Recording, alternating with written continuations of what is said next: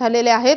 विरोधकही आज शेतकऱ्यांच्या बांधावर पोहोचतात, नुकसानग्रस्त भागाची पाहणी करतात। उद्धव ठाकरे लातूरच्या दौऱ्यावर आहेत आणि त्यांच्या दौऱ्याला सुरुवात होतीये। आणि त्यावेळेस लोकांनी, सगळ्या बाजूच्या लोकांनी प्रतिसाद दिला टाळ्या वाजवून, तुमच्याही लक्षात। पण ती भावना आहे सामान्य माणसाची। ओला दुष्काळ झाल्यानंतर वेगळे निकष आहेतच ना, आहेतच, आणि त्या निकषाद्वारे शेतकऱ्यांना मदत झाली पाहिजे म्हणून शेतकऱ्यांनी ही मागणी केली आहे। आणि काँग्रेस पक्षाने सुद्धा महाराष्ट्रामध्ये ओला दुष्काळ जाहीर करावा अशी आमची भूमिका आहे आणि प्रमुख मागणी आहे। मांजरा काठावर ऊस शेतीचं देखील मोठं नुकसान झालं, आता स्वतंत्र पंचनाम्याची मागणी केली जाते ऊस उत्पादक नाही, बागायती शेतीची पंचनामे करण्याची व्यवस्था आणि तरतूद आहेच ना, आणि ऊस हे पीक बागायती खाली येतं, त्यामुळं त्याच्यामध्ये काही फार वेगळा नियम म्हणजे असण्याची गरज नाही।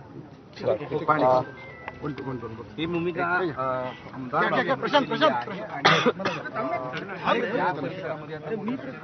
आपण पुढे लातूर जिल्ह्यामध्ये जी पूरस्थिती निर्माण झालेली आहे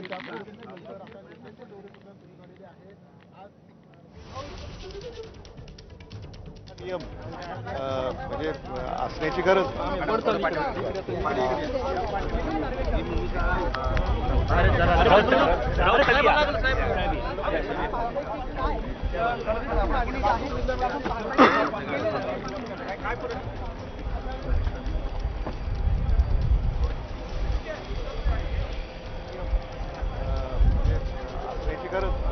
तर उद्धव ठाकरेंच्या दौऱ्याला आता सुरुवात होतीये। लातूरमध्ये उद्धव ठाकरे दाखल झालेले आहेत। उद्धव ठाकरे नुकसानग्रस्त शेतकऱ्यांशी संवाद साधणार आहेत।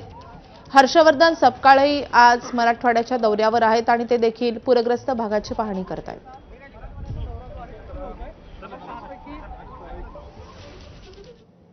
आता आणखीन एक महत्त्वाची बातमी, टंचाई काळातील उपाययोजना अतिवृष्टीलाही लागू करणार अशी एक्स पोस्टद्वारे मुख्यमंत्री देवेंद्र फडणवीस